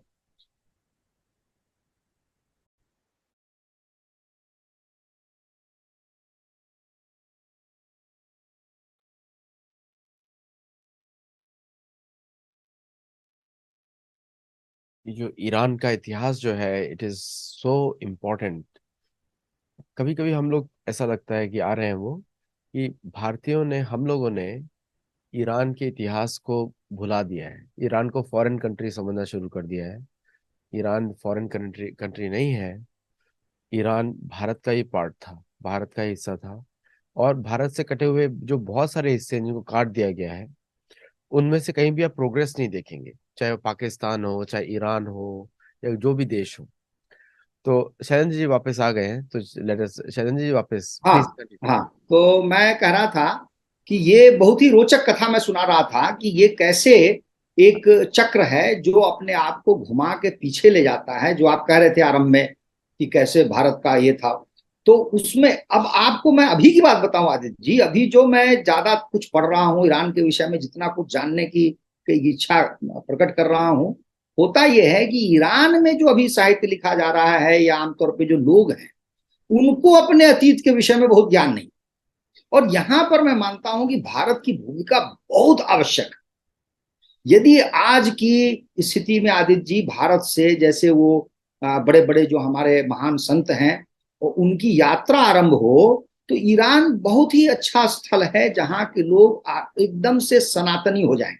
क्योंकि मैं कुछ आंकड़े आपको दूंगा तो आपको भी और दर्शकों को भी अच्छा लगेगा। वैसे ये आंकड़े अभी चल भी रहे हैं। एक डच रिसर्च वो है, इंस्टीट्यूशन है, जिसने ये बताया है कि गमान कहते हैं उसको, उसका नाम है GAMAN। कानूनी स्थिति ईरान की यह है कि ईरान बताता है कि हमारे यहाँ 99.5% लोग मुसलमान हैं। मतलब अर्थात कहने का तात्पर्य है कि 100% लोग मुसलमान हैं। लेकिन गमान का जो रिसर्च है वह बताता है कि वहां पर जो शिया मुसलमान हैं, उनकी संख्या घट के 1/3 हो गई है। संसार में शायद ही कोई मुसलमान का देश होगा जिसकी इतनी बुरी स्थिति हुई होगी जो ईरान की है। अब आप देख रहे हैं, जिस इस्लाम के नाम पर वहां क्रांति होती है, उसकी दुर्दशा यह है कि वो लोग 99.5 से नीचे खिसक के आ जाते हैं 33। इसके बाद में आश्चर्यजनक बात यह है कि पारसी धर्म जो है उसकी तरफ लोग लौट रहे हैं, और आज उनकी संख्या वो दूसरे स्थान पे है, और वो 8% है। और इसके बाद में इस तरह से कुछ सुन्नी लोग हैं, बाकी कुछ कुर्द हैं, और शेष अपने आप को कहते हैं कि वे किसी अल्लाह को नहीं मानते। इस प्रकार से मुश्किल से 4.5 दशक में वहां के लोगों का मोह भंग हो चुका इस्लाम से, और उन्होंने सब कुछ छोड़ दिया। कुछ लोग ईसाई बनते हैं, कुछ लोग बहाई भी बनते हैं। ये जो बहाई हैं और ईसाई हैं, इनका इसलिए होता है कि वहां पर इनका जो शादी ब्याह या कुछ होता है उसमें उत्सव भी मना लेते हैं। और चर्च में आप जानते हैं कि महिलाओं के प्रति वैसा दुर्व्यवहार नहीं होता, जैसे मस्जिद में कोई महिला जा ही नहीं सकती, इस्लाम की मुसलमान नहीं जा सकती महिला। तो उस प्रकार से उनको थोड़ा बहुत बेहतर लगता है।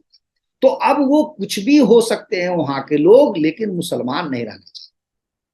आर्थिक स्थिति के बारे में बताऊं आपको कि मैंने कहीं देखा है कि 1973 के आसपास में ईरान तुर्की से अधिक संपन्न देश था। तुर्की जो अपने आप को यूरोप का हिस्सा मानता रहा है, और आज उसके लिए बहुत प्रयासरत है कि कभी हम जो यूरोपियन यूनियन है या कमीशन है उसमें घुस जाएं, घुस नहीं पाया क्योंकि ये मुसलमानी देश है, इस्लामी देश है। लेकिन उससे अधिक संपन्न ईरान होता था 73 में। आज की स्थिति क्या है कि आज उसका जो प्रति व्यक्ति आय है वो तुर्की से सिर्फ आधी है, मात्र आधी है। तो इस आप अनुमान लगा सकते हैं कि 45 वर्षों में, मैं एक मुसलमान देश से ही उसकी तुलना कर रहा हूं, उसने क्या पाया। आज उसके विरुद्ध इकोनॉमिक सैंक्शन लगा हुआ है, तो आराम से वो अंतर्राष्ट्रीय व्यापार भी नहीं कर सकता। उसका जो अंतर्राष्ट्रीय व्यापार है वो 2 प्रकार का है।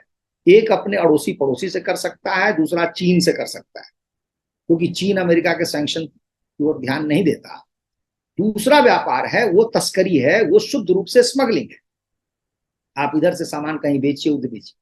तो ईरान में एक दलाल वर्ग तैयार हो गया है। वो दलाल वर्ग जो है वो पैसा कमाता है, बाकी जो लोग हैं उनके पास में पैसा होने का कोई उपाय ही नहीं है, क्योंकि इतना न तो वहां पे उद्योग धंधे हैं, न इतनी संपन्नता है। और अंतर्राष्ट्रीय व्यापार से यदि आपकी कमर तोड़ दी जाए तो आप तो वैसे भी कहीं के नहीं रहते। तो इस प्रकार से ईरान ने क्या पाया, यह एक बहुत बड़ा प्रश्न है। और ये जो मैं मानता हूं कि ये जो अंग्रेजी में रेवोल्यूशन कहा जाता है, ये सारे निरर्थक शब्द है, निरर्थक बात है। आप ये कल्पना कीजिए कि इस्लाम में कोई रिवोल्यूशन हो सकता है, और रेवोल्यूशन होकर के क्या आप इस्लामी व्यवस्था स्थापित कर सकते हैं? ऐसे रेवोल्यूशन की कोई कल्पना कर सकता है क्या? इस्लाम और रेवोल्यूशन दोनों दो विपरीतार्थक शब्द हैं। इस्लाम में क्या रेवोल्यूशन हो सकता है जिसमें आप प्रश्न ही नहीं पूछ सकते, जिसमें कोई चुनौती दे सकते? 14 वर्ष 100 वर्ष पहले किसी ने क्या किया नहीं किया उस पर आपको आचरण करना है, तो फिर आप क्या क्रांति करें? ये जो शिया वाली बात है, इस पर मैं कुछ 1-2 मिनट और बताना चाहता हूं दर्शकों को, जो बड़ा रोचक है। जैसे कुरान के विषय में कहा जाता है कि कुरान मोहम्मद के समय में नहीं लिखा गया, बाद में लिखा गया। अब बाद में लिखा गया तो उसमें क्या सत्यता है कौन जानता है। इस प्रकार से आप देखिए कि कुरान के दो वर्जन बताए जाते हैं, दो प्रकार बताए जाते हैं। एक सुन्नी कुरान है, एक शिया कुरान है। सुन्नी कुरान जो हम पढ़ते हैं, मेरे पास भी है, जिसमें 6666 कहते हैं कि आयतें हैं। लेकिन शियाओं का कहना है कि 17,000 आयतें थी। 17,000 आयतें होती थी। इन लोगों ने बदमाशी करके कुछ आयतों को, बहुत सारी आयतों को हटा दिया। तो एक तो कुरान पर कोई पक्की बात नहीं कोई कह सकता कि कुरान में वस्तुतः था क्या, शुरू में क्या था, बाद में क्या बदलाव हुआ, क्योंकि बहुत बाद में बना है। उसी प्रकार से करबला का जो युद्ध है वो बहुत बाद में बना है। उस पर जो लेखन है वो करबला की घटना के 150-200 साल बाद की घटना है। तो कोई ये भी नहीं कह सकता पूरी, कहिए कि पूरे आत्मविश्वास के साथ, कि सचमुच ये करबला में हुआ था क्या। हुआ था तो वैसे ही हुआ था जैसे लिखा गया है। क्योंकि आश्चर्यजनक बात यह है कि ईरान में जो शिया इस्लाम है, उसको शिया इस्लाम राज्य का मजहब बनता है 1536 में। अब आप 1536 लीजिए, जब हमारे यहाँ विजयनगर का साम्राज्य था और बहुत सारे साम्राज्य थे, उस समय की बात, यानी कि अभी से 500 साल से कम। तो यदि शिया तब बन गया था तो शिया तब क्यों नहीं था, जो आप उसको 16वीं शताब्दी में उसको मान रहे हैं? इसका मतलब ही है कि ये सब बहुत बाद की रचना है। और ईरान, मैंने कहा ना कि ईरान की स्थिति विचित्र है। वो इस्लाम को कैसे स्वीकार करे, ये उसके लिए बहुत कठिन बात है। सांस्कृतिक रूप से, ऐतिहासिक रूप से ईरान बहुत मजबूत रहा है, सशक्त रहा है, तो उसको ये स्वीकार करने में कष्ट होता है। और यही कारण है कि उसने एक शिया नया एक तंत्र विकसित किया, अन्यथा इसकी आवश्यकता ही नहीं थी। इस्लाम इस्लाम होता है, आप शिया क्यों बना रहे हैं? तो यह ये कह सकते हैं कि इस्लाम का ईरानी सांस्कृतिक स्वरूप है, जिसको हम शिया कहते हैं, और कुछ नहीं। प्रत्यक्ष रूप से वे उसको नहीं मानना चाहते हैं जो सही अर्थ में इस्लाम। क्योंकि आप जितने इमामों का महत्व बढ़ाएंगे, उसी अनुपात में मोहम्मद के महत्व को घटाएंगे। ये बात है। वो जितनी बार हसन हुसैन का तो उतनी बार मोहम्मद भी नहीं बोलते। तो इसका मतलब है कि ये एक विचित्र किस्म का, विचित्र प्रकार का इस्लाम इन्होंने बनाया, और जिसमें आकर के उलझ गए, फंस गए और मातमी हो गए। शोकग्रस्त एक समाज है जिसका नाम शिया है। उसको किसी भी प्रकार से उसका बचाव नहीं किया जा सकता। अब क्रांति के विषय में मैं कुछ और बातें कहना चाह रहा हूं कि इस क्रांति से क्या क्या हानि हुई है। नेपाल जी ने इसका भी विस्तार से उल्लेख किया है। वो बताते हैं कि एक महिला ने उनको अपने घर पे बुलाया भोजन के लिए। बातचीत में उसने बताया कि उसका पति बहुत ही अच्छा क्वालिफाइड इंजीनियर था, लेकिन क्रांति घटनाओं को देख करके, चारों ओर हिंसा पसरी हुई हिंसा को देख कर उसके साथ कुछ ऐसा हुआ कि अंदर ही अंदर कैंसर डेवलप कर गया। आंत का कैंसर था, उसकी सर्जरी हुई, उसको हटा दिया गया। फिर घर लौट के आया, थोड़े ही दिनों में वो कैंसर फैल करके उसके फेफड़े तक पहुंच गया और उसकी मृत्यु हुई। इसी प्रकार से घटना नेपाल जी बताते हैं एक माली के विषय में, जिसका बेटा युद्ध के उस सीमा पर चला गया था, युद्ध लड़ने गया था, और उसको बार बार आशा थी कि उसका बेटा जीवित लौटे। जीवित लौटने वाले और मृत लौटने वाले सबकी सूची जारी होती थी, कहीं उसका बेटा नहीं दिखा। बहुत समय बाद उसको जानकारी मिली कि कुछ बक्से आए हैं सीमा पर से। बक्सों का खोला गया तो एक बक्से में सिर्फ 2 हड्डियों के टुकड़े थे। टुकड़ों को बांधा गया था, उस पर एक पर्ची लगी थी, पर्ची में इसके बेटे का नाम था। इस व्यक्ति को इसका ज्ञान हुआ, तीसरे ही दिन इसकी मृत्यु हो गई। बाद में इसकी ऑटोप्सी कराई गई, पाया गया कि उसके अंदर कैंसर इतना फैल चुका था, उस व्यक्ति में इतना फैल चुका था कि उसको तो मरना ही था।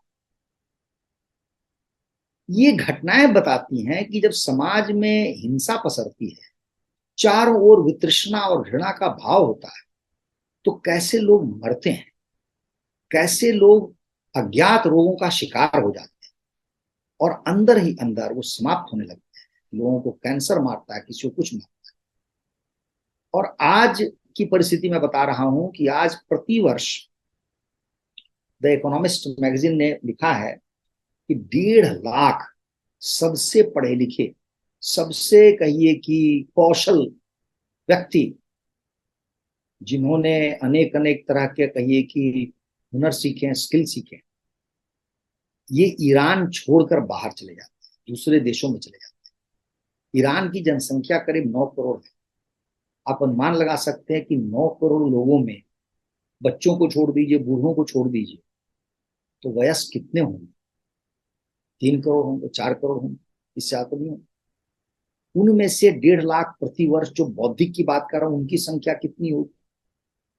तो जो बड़े अच्छे बौद्धिक होंगे वो मुश्किल से 1 करोड़ हो सकते हैं या 50 लाख हो सकते हैं। उनमें से 1.5 लाख लोग यदि ईरान को छोड़ रहे हैं तो ईरान में बचता क्या है? कहा गया है कि संसार में सबसे ऊंची जो दर है ब्रेन ड्रेन की, वो ईरान की है। तो ईरान वहां से निकल चुका है। ईरान ने कुछ नहीं पाया, सब कुछ अपना लुटा दिया, और अंततोगत्वा हुआ यह, इस्लाम भी उससे छूट गया और सब इस समस्या की जड़ ही इस्लाम था। उस इस्लाम से आज ईरान मुक्त हो गया है। और ये जो इस्लाम का मुक्तिकरण है, ये आज की बात नहीं है। ये जो तथाकथित रेवोल्यूशन है, उसी में इस्लाम के खात्मे का बीज था। क्योंकि जैसे जैसे समाज में यह कहा गया कि कोई महिला समाचार पढ़ने नहीं जाएगी, कोई महिला कहिए कि टीवी पे नहीं जाएगी, उसका चेहरा नहीं देखा जाएगा, बाल तो एक नहीं देखा जा सकता है, उसको बुर्के में रहना है, जैसे जैसे इस प्रकार की का शिकंजा कसा गया, वैसे ही वैसे उन लोगों में कर तो सामने कुछ नहीं सकते थे, लेकिन अंदर अंदर वितृष्णा का भाव ऐसा पैदा हुआ कि वो इस्लाम से बहुत दूर। और भी जो बड़ा कारण था वो यह था कि जैसे मैंने आरंभ में कहा कि खुमैनी को शाह की सेना पर भरोसा नहीं था, तो खुमैनी ने अपनी स्वयं की सेना बनाई, जिनको कहा जाता है रेवोल्यूशनरी गार्ड्स। ये रेवोल्यूशनरी गार्ड्स उस समय 1 लाख की संख्या में थे। और बाद में जब युद्ध आरंभ हो गया इराक से, तो खुमैनी ने बसीजी बनाया। बसीजी बताते हैं कि ये वॉलंटियर्स हैं, ऐसे लोग हैं जो खुद ब खुद आए हैं इस्लाम को के संरक्षण के लिए, उसकी सुरक्षा के लिए, लेकिन ये प्रत्यक्ष रूप से गुंडे हैं। जैसे यदि कोई लड़का लड़की पार्क में है तब भी उसके विरुद्ध कोई कार्रवाई करना, कोई लड़की टीवी पे जा रही है, नहीं जा सकती, या बाल खुले हुए हैं या कुछ है, या बुर्का नहीं पहनी हुई है, तो ये सब कार्रवाई बसीजी के तत्व में आता है, जिनसे समाज में एक तरह का हड़कंप मच गया। और आज भी वही स्थिति है। और ये बसीजी जो है, इसकी संख्या 10 लाख। तो आप 10 लाख बसीजी हो गए, 1 लाख रेवोल्यूशनरी गार्ड्स हो गए, ये 11 लाख लोग हो गए। ये 11 लाख लोग जो है, और इनका परिवार लगा लीजिए तो 55-60 लाख 70 लाख लोग हो गए इनसे इनसे प्रभावित। ये ईरान में ही सीमित नहीं है, ये सीरिया, लेबनान, ये जितनी जगह आप देखते हैं, सब जगह आतंकवाद को, दुनिया जहान को फैलाते हैं। एक बड़ा ही रोचक मोड़ यहाँ पर यह आता है कि मैंने जब इस्लाम पर अध्ययन आरंभ किया, तो एक व्यक्ति है इब्न वराक, जो शायद अमेरिका में रहते हैं, उनकी बड़ी प्रसिद्ध पुस्तक है why I am not a Muslim. उसमें जो आधुनिक काल में जो आतंकवाद है इसका आरंभ जो बताते हैं वो खुमैनी से बताते हैं। खुमैनी ऐसा व्यक्ति है जिसने सलमान खुर्शीद पर ये सलमान रुश्दी पर, सलमान रुश्दी के विरुद्ध मृत्यु दंड की घोषणा की थी, फतवा जारी किया था और कुरान की आयतें पढ़ पढ़ के किया था। यह संसार में आधुनिक युग में पहली बार हुआ है, क्योंकि रुश्दी ब्रिटिश नागरिक है, इंग्लैंड में रह रहा है। उस व्यक्ति के विरुद्ध आप यहां से फतवा जारी करते हैं कि हम उसकी गर्दन काट देंगे क्योंकि वो इस्लाम के विरुद्ध है।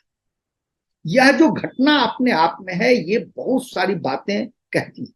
पहली बात तो यह कहती है कि ये इस घटना से ही खुमैनी इस्लामी दुनिया का नेता बनना चाहता है। वो नहीं चाहता कि सऊदी अरब इस्लामी दुनिया का नेता रहे, भले ही वहां पे मक्का मदीना है। और इसीलिए आप देखते हैं कि इतिहास में जब से सऊदी अरब का निर्माण हुआ है तब से ईरान के बीच में कभी कोई सौहार्दपूर्ण वातावरण का निर्माण नहीं हुआ। ये जो सलमान रुश्दी का जो है यह अपने आप में एक मील का पत्थर है। इसके बाद आरंभ होता है कि हम भारत में हैं लेकिन आतंकवादी कार्रवाई हम सीरिया में कर रहे हैं, या हम सीरिया में बैठे हुए हैं आतंकवादी कार्रवाई हम रूस में कर रहे हैं। आपके देश में अन्य कारणों से कुछ हो सकता है, लेकिन ये दूसरे देश में हमला करना, और अंततः तो आज आपने देखा है, ये अभी हाल की बात है कि अमेरिका में उन्हीं सलमान रुश्दी के ऊपर जानलेवा हमला हुआ। महीनों अस्पताल में रहे, अभी परसों या तरसों निकले हैं वो, अभी भी वो आंखों पर काला चश्मा लगा के निकल रहे। इसकी शुरुआत, इसका जो आरंभ होता है वो खुमैनी द्वारा होता है, आधुनिक आतंकवाद का। और जैसे ही आधुनिक आतंकवाद का आरंभ होता है वैसे ही इस्लाम में, जब मुसलमानों में जो तत्व है, बौद्धिक वर्ग है, जिसको समझ है, जिसने कुरान को समझा है, वो वहां से वो इस्लाम से दूर होना शुरू। इसलिए हर क्रिया की प्रक्रिया होती है, और इस इस्लामी क्रांति ने ही इस्लाम के विरुद्ध सारा वातावरण तैयार कर दिया। यानी इस्लाम के विरुद्ध इससे बड़ी घटना नहीं घटी आधुनिक युग में। और मैं एक पुस्तक दिखाना चाहता हूं अपने दर्शकों को, जिससे बड़ा अच्छा लगेगा आपको। वो यह है, यह पुस्तक है द रिवेंज ऑफ ज्योग्राफी। इसमें आप देखेंगे, आपने कहा आज की बात और पुरानी बात हमने कही है, इसमें मैं आपको एक ही लाइन है जो पढ़ के सुनाना चाहता हूं कि when Indians look at their maps of the subcontinent, they see Afghanistan and Pakistan in the northwest, as they see Nepal, Bhutan and Bangladesh in the northeast, as all part of India's immediate sphere of influence, with Iran, the Persian Gulf, the former Soviet Central Asian republics, and Burma as critical shadow zones. तो आज भी यह America का व्यक्ति है, भारत का व्यक्ति होता तो आप कहते चलिए अतिशयोक्ति कर रहे हैं, पता नहीं हम तो भारत के हैं, बोलते ही रहते हैं, सारा संसार हमारा है। ये रॉबर्ट कापलान डिफेंस स्ट्रैटेजी के जर्नलिस्ट हैं, प्रसिद्ध व्यक्ति हैं, अमेरिकी हैं। यह कह रहे हैं आज केवल ईरान नहीं, Iran, Persian gulf, Soviet central Asian republics, ये सारे के सारे भारत के छाया प्रदेश हैं। तो इस प्रकार से ये मैंने जो यात्रा है वो आरंभ की मेसोपोटामिया, बेबीलोनिया से लेकर के, साइरस आदि से लेकर के आज तक मैं आया। और मैं ये बताना चाह रहा हूँ कि आज भारत के सामने बड़ा ही स्वर्णिम अवसर है जब यहाँ के संत महात्मा ईरान में जाएं, उन्हें सनातन धर्म के विशेषताओं से अवगत कराएं। वो सारे सनातनी हैं, बड़े ही प्रसन्नता से सनातनी बनेंगे। गौरव की बात है कि 8% लोग जो पहले नहीं होते थे पारसी धर्म के मतावलंबी, आज वो पारसी पंथ को मान रहे हैं। जब पारसी पंथ को मान रहे हैं, अग्नि पूजक हो गए, तो हम तो शुद्ध रूप से अग्नि पूजक हैं। इसलिए मैंने कहा कि आज का जो ये शीर्षक है ये है ईरान की घर वापसी। ये मैं किसी एक व्यक्ति के विषय में नहीं कर रहा हूँ, पूरा जो देश है उसी घर वापसी हो रही है। वो हमारे भाई हैं, हमारी तरफ आ रहे हैं और हमें जुड़ना चाहिए। बड़ी प्रसन्नता का विषय है। ये जो है कथा रही आज की आदित्य जी। ईरान और इराक, अजरबैजान, आर्मीनिया, कजाकिस्तान और ये अफगानिस्तान का पश्चिमी इलाका, और साथ में किर्गिस्तान, ये सारे भारत के प्रांत थे पहले से, तो बिल्कुल ये। बिल्कुल और इनके फेस्टिवल्स भी हमारे जैसे, नवरोज, बिल्कुल। नवदुर्गा, नवरोज, हाँ। एकादशी, इनके यहाँ भी एकादशी मनती है। हम्म। और कितने सारे ईरानियन अमेरिकन हैं, और उनको हम्म। हिंदी समझ में आती है, हम्म। बॉलीवुड देख देख के बड़े हुए हाँ बड़े। हैं। तो ये एक बात जोड़ देता हूँ इस पर, आपने बहुत अच्छा याद दिलाया। देखिए मैं कहना भूल गया, आज भी ईरान में जैसे आपने देखा होगा, भारत में आपकी गाड़ी निकल रही है आप घर से, तो आपके माता पिताजी दौड़ के आएंगे या किसी को बताएंगे कि अगला जो पहिया है ना उसके पास पानी गिराते हैं। ये हमारे देश में अलग अलग तरीके से है, कोई कलश रख देता है, लेकिन जल का प्रयोग होता है। जब आप शुभ कार्य के लिए घर से यात्रा करते हैं, आपको आनंद आएगा जान के आदित्य जी की ईरान में भी हो रहा है गाँव में। और जब कोई निकलता है घर से, तो घर की जो वृद्धा है, महिला है, वो आती है और वो गाड़ी के पास वो पानी डालती है। अमेरिका में नींबू पानी, नींबू और मिर्ची, ये लोग हम्म। कार के सामने लगाते हैं, हाँ। और हमारे मंदिरों में आके पूजा करवाते हैं गाड़ी की। हाँ। नहीं, वो तो आपने सिखा दिया होगा। नहीं, मैंने नहीं सिखाया, मैंने देखा है। मैं सिखाने वाला कौन होता हूँ, लेकिन मैंने देखा ऐसा करते हुए इन लोगों को। और बिंदी और साड़ी पहनने का सिस्टम बहुत चल गया है, लेकिन बड़े डरे हुए रहते हैं। तो हम्म। ईरान को पारसी से मिक्स ना करें। हाँ पारसी सही बात। पारसी ओरिजिनल ईरानियन है। तो जब हाँ। जब जब मुसलमानों ने आक्रमण किया, तो यहाँ पे इस्लाम का नया वर्जन बना दिया। हम्म। तो अरबी लोग इनको काफिर मानते हैं, मानते हैं, सही बात। और बिल्कुल इनका जो मानते इस्लाम है वो बोलते हैं अजम इस्लाम। हैं। ये उसी प्रकार के इस्लाम फॉलो करते हैं जैसे भारतीय मुसलमान हैं, जो भारत हम्म। से घृणा करते हैं। लेकिन हम्म। जब इन पे इस्लामिक आक्रमण हुआ, कहाँ भागे वो? भारत ही की तरफ भागे। भारत है, भारत है, बिल्कुल। और तो जोरास्ट्रनिज्म जो बोलते हैं अमेरिकन और ब्रिटिश, हम्म। वो एक्चुअली जुरोस्त्र का सनातन धर्मी है, सनातन धर्म हाँ हाँ हाँ पूरा हाँ सनातन। हाँ हाँ, बिल्कुल अहूर बिल्कुल। माजदा, अहूर माजदा हम्म। में जितने भी राजाओं का वर्णन किया गया है, सुमेरियन हम्म। में, बेबीलोनियन में, ये जितने भी राजाओं का वर्णन किया गया है, सारे वैदिक ऋषियों का ही वर्णन है, वैदिक हाँ राजाओं का ही हाँ वर्णन है। हाँ हाँ। महाराज पुरु, महाराज पुरु की संतानें हैं नॉर्दर्नों से। हम्म। हम्म। और विष्णु के जब इस्लामिक आक्रमण हुआ, तो अग्नि के साथ विष्णु का भी बहुत पूजा होती थी वहां पे, विष्णु की। हम्म। और इंद्र के, इनका पूरा इतिहास इंद्र पे आधारित है। हम्म। और शक्र, शक्र की पूजा करते हैं, शक्र, शक्र इंद्र का ही नाम है। हम्म। तो तो ये तो पूरा वैदिक सभ्यता है, लेकिन हम हम भारतीयों ने कैसे इनको भुला दिया, ये हम लोग को सही सोचने बात, सही बात, सही बात। की। हमने पाकिस्तान को भी इंडिपेंडेंट देश मान लिया, इंडिपेंडेंट नहीं है वो। हाँ। ना नहीं। पाकिस्तान तो कॉलोनी है इस्लाम की। हम्म। उसको भी, अब भारतीय मुसलमान अगर सुन रहे हो तो बड़ा ध्यान से सुने, कि हम्म। आप लोग जो पाकिस्तान, ईरान, ईरान की बातें करते हैं, तो वहां के लोग तो हिंदू बन रहे हैं, आप क्यों अरबी बन रहे हैं? आपको तो अभी भी अरब में हिंदू ही बोला जाएगा, हाँ। अल हिंद, हिंदू ही बोला हिंद, जाएगा सही आपको, बात। आप वही भी बोला जाएगा, हाँ। हिंदू ही बोला जाएगा। और अरबी अरबी लोग बहुत ऑनेस्ट होते हैं, मेरे इधर बहुत सारे मेरे मित्र हैं इधर। हम्म। और आपको मैं बड़ा आश्चर्य से बताऊं, आपको बड़ा अच्छा लगेगा। हम्म। थर्सडे को हमारे यहाँ कीर्तन होता है, यहाँ पे हम्म। कृष्ण लाउंज है, कृष्ण का कीर्तन होता है। हम्म। 30% पीपल आर अरबी हाँ हाँ, होंगे और होंगे। पारसी, और ऐसे गाते हैं कृष्ण का नाम और राम का नाम।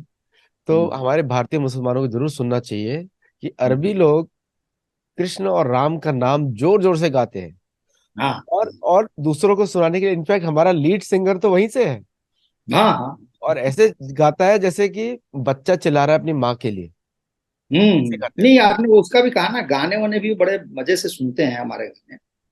ये नेपाल जी ने भी इसकी चर्चा की है बाद में, क्योंकि जो जो ये जो आप करें ना, सारी समस्या फारसी फारसी कर दिया ना, अन्यथा जो भाषा के स्तर पे, अब जब हम इसको पंच कहते हैं, वो उसको पंज कहते हैं।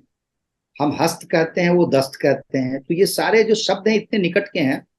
जो हमारे राष्ट्र कवि माँ रामधारी सिंह दिनकर हैं, उन्होंने बड़ी सूची दी है उन शब्दों की जो ईरान के हैं और हमारे शब्द मिलते जुलते शब्द हैं।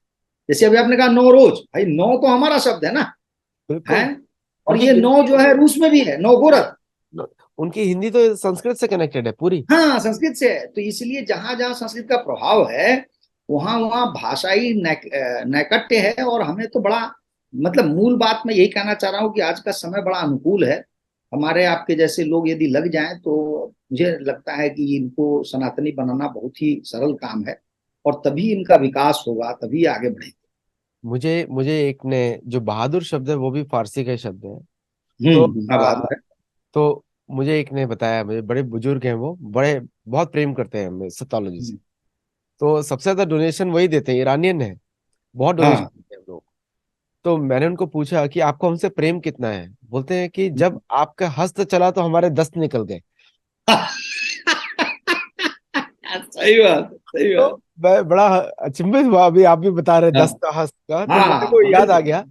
तो फिर उसके बाद बोलते हैं कि हमारे कल्चर में बहादुर शब्द सो एक ही जगह से आते हैं, वो है हम्म, अयोध्या। ये मुझे बता रहे थे। ये हम्म, मैंने नहीं उनसे पूछा, ये उन लोगों ने हम्म, अपनी तरफ से मुझे बताया, मेरी पुस्तक पढ़ने के बाद, वन एरो वन किल। बोलते हैं बहादुर शब्द तो एक ही जगह से आते हैं, अयोध्या से आते हैं।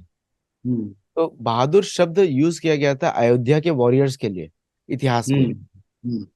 तो अभी हमारे यहाँ पे जब बात करते हैं तो मतलब बड़ा मुझे अचंभित होता है, कुछ लोग जो इतिहास का जानकारी नहीं रखते हैं, उनको लगता है पर्शियन गॉडेस, पर्शियन गॉड।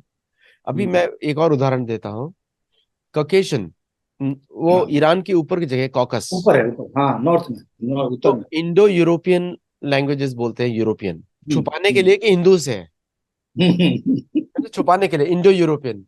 तो मैंने इनको पूछा कि इंडो यूरोपियन आप बोलते हैं, बोलते नहीं नहीं नहीं, कॉकस का अर्थ है कश्यप, तो हम हाँ। तो कश्यप की संतानें हैं। हम्म, तो अब दूसरे के मुंह से सुन के कभी कभी अच्छा लगता है, हम लोग को तो, हम तो बोलते ही रहते हैं, लेकिन उसके मुंह से विदाउट एनी बैकग्राउंड में जब उन्होंने बताया, तो अभी अमेरिका में चल गया है ब्राउन ककेजन, मतलब हम्म, हम लोगों को भी ईरान से कनेक्ट कर दिया। तो मैंने उनको बोला कि ईरान के लोग तो हमारे कल्चर के एक्सटर्नल एलिमेंट से, मतलब बाहर की तरफ के आए। तो ये इतिहास है, अगर इतिहास मालूम होगा तो हम लोगों को वो जो हीन भावना आती है कि वेस्टर्न सुपीरियर, ईस्टर्न इंफीरियर, जो अंग्रेजों ने सिखाया, मैक्सवेल ने सिखाया, वो चली जाएगी। नहीं, तो मेरा आपसे आग्रह यह है आदित्य जी कि इस ईरान पर अलग अलग दृष्टिकोण से, क्योंकि आपका भी अध्ययन अच्छा है, खासा है, इसको हम बीच बीच में करते रहें, महीने दो करते महीने पर। करते। हाँ, ताकि हमें उनसे पहुंचना है उन तक। और हम आप जो बात कर रहे हैं, हो सकता है बहुत ईरान के लोग हमें समझ भी लें, कुछ बातें तो समझ लेंगे आसानी से हमारी बातों को। मैं काफी और वर्ष पहले वहां गया था, हाँ। और बिजनेस के चक्कर में गया था, और मुझे इतना ऐसा लगा कि भारत के किसी बाजार में खड़ा हुआ हूँ। हम्म। बुला बुला के, हाँ, अरे आप इंडिया से हैं, बिल्कुल। बोलते हैं कि आपने अमिताभ बच्चन को देखा है। मैंने बोला वो देखने की चीज है, देखो उसको मैं, क्यों देखना उसको, हम तो रामकृष्ण के दर्शन लेते हैं, हम क्यों अमिताभ बच्चन क्यों लेंगे हम लोग, देखने की चीज को देखना चाहिए ना। तो मैंने बोला मुझे तो साधारण रिक्शे वाला मुझे ज्यादा अच्छा लगता है, क्योंकि वो एटलीस्ट मेहनत से काम कर रहे हैं, है ना, बाकी सब लोग तो बातें कर रहे हैं। अच्छा, एक और चीज मैं इसमें पॉइंट आउट करूंगा इस टॉक में, हाँ, हाँ, कि जो उनका जो जो अग्नि के जो मंदिर उन्होंने तोड़े, इस्लामिक लोगों ने हाँ। वहां पे, वो सारे मंदिर अब वापस बनाए जा रहे हैं वहां के लोगों के हम्म, द्वारा। हम्म, तो ये बड़ा मूवमेंट चल रहा है, और यहाँ पे अगर कोई भारत से वहां पे, और हमारा चैनल को ईरान में लोग बहुत देखते हैं, हम्म, आपको बड़ा आश्चर्य होगा आपको सुन के, बड़ा बहुत लोग देखते हैं वहां पे, स्पेशली ईरानियन अमेरिकन हर जगह उधर भेजते हैं। मैं हम्म। ईरान को पारसी से अलग रखता हूँ, क्योंकि ईरान इस्लामिक शब्द हो गया, वो भी आर्यन शब्द से बनाया उन्होंने, लेकिन पारसी शब्द उनका ओरिजिनल इतिहास है जुरस्ट्र। तो जुहुस्र नाम से बहुत सारे हैं, अजरबैजान में, आर्मीनिया में मंदिर है। अगर भारतीय गवर्नमेंट ट्राई करे तो वो सब जगह कल्चरल सेंटर्स खोलने चाहिए, ताकि हाँ, उनके इतिहास पे बात हो ज्यादा, है ना। और एक मैप भूल गए हमारे भारतीय लोग नए पार्लियामेंट में लगाना, ईरान, इराक, अजरबैजान, आर्मीनिया, वो भी अखंड हम्म। भारत है। तो हो भी है घंटा, बिल्कुल। वो भारत का ही हिस्सा है। चलिए, उसका भी एक मानचित्र बनेगा। उसका नया मानचित्र बनेगा अभी। अगर यूथ इसको देख रहा है तो सुने, और भारतीय मुसलमान देख रहे हैं तो जरूर इसमें कमेंट करें। हम्म। नमस्कार, धन्यवाद, और आप लोग देखते रहिए, सब्सक्राइब करिए, लोगों को चलिए, बताइए। आपके दर्शकों को प्रणाम। पिछली हमारी वार्ताओं को बहुत ध्यान से सुना, टिप्पणी की, इसको भी देखें, इस पर भी टिप्पणी करें, और भी हम विषय इसी तरह से लाएंगे। मेरा उद्देश्य यही है कि आदित्य जी के साथ मिल करके सनातन का पुनरुत्थान हो, पुनर्प्रतिष्ठा हो, सर्वव्यापी हो, सार्वभौमिक हो। संस्कृत में सोचिए, इंग्लिश में बात करिए, मजा आएगा। और संस्कृत हाँ और देवनागरी में इंग्लिश को लिखिए, मजा हाँ, आएगा, आएगा मजा। क्योंकि नहीं, आपको लिपि एक ही है संसार में जिसका नाम है देवनागरी। उससे और बढ़िया कोई कोई लिपि लिपि नहीं। नहीं, और यहाँ कोई पे लिपि नहीं। यहाँ पे मैं लोगों को दिखाता हूँ किस तरह उनके नाम में लिख रहा हूँ देवनागरी में, और वो जैसा बोलेगा वैसे लिखूंगा मैं। वैसे लिख, बिल्कुल तो मैंने सही। ट्राई किया कुत्ते के भौंकने के ऊपर। देखो वो बड़ा नॉन न्यूट्रल टॉपिक है। तो हर कुत्ते के भौंकने को मैंने लिखा वहां पे एक डॉग शो में जाके। तो लोग बड़े आश्चर्य हो गए। मैंने कहा ये कुत्ता ऐसे भौंका, ये कुत्ता ऐसे भौंका। बोलते इतना साइंटिफिक है कि आप कोई भी भाषा कैप्चर कर सकते हैं, हाँ हाँ, बिल्कुल कर सकते। कोई भी तो वोकल साउंड जो कैप्चर, ध्वनि, जो भी ध्वनि है, जो ध्वनि है। जो ध्वनि है आप उसको ले लीजिए। बिल्कुल। दर्शकों से बोलूंगा प्लीज ऐसा मत सोचिएगा मैं अनादर कर रहा हूँ देवनागरी का। मैं बता रहा हूँ कि देवनागरी और संस्कृत में भाषा में फर्क है। देवनागरी हाँ, लिपि है, संस्कृत भाषा है। अच्छा। लेकिन देवनागरी इतनी पावरफुल भाषा है कि कोई भी ध्वनि, अगर बर्तन गिरे ऊपर से नीचे, हर हम्म। बर्तन की ध्वनि अलग होती है। उस हाँ ध्वनि हाँ को आप हाँ। कैप्चर कर सकते हैं, ध्यान से सुने तो। ये भी योग का विषय है, ध्यान से देखिए, ध्यान करिएगा, हम्म। ठीक है। नमस्ते एंड थैंक यू।